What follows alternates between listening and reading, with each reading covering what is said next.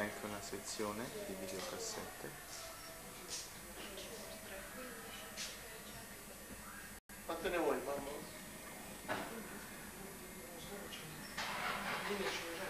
Anche una su Daniele Comboni.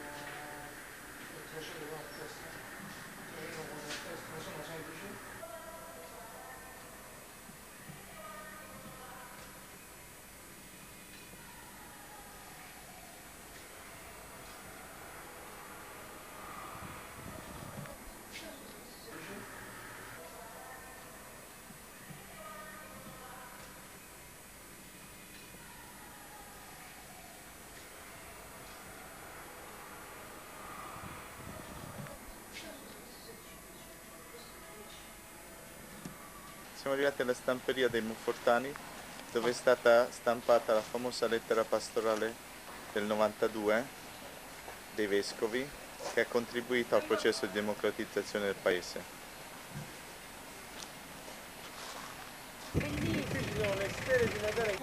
Dove c'è Alleluia Band, qui abbiamo la loro macchina.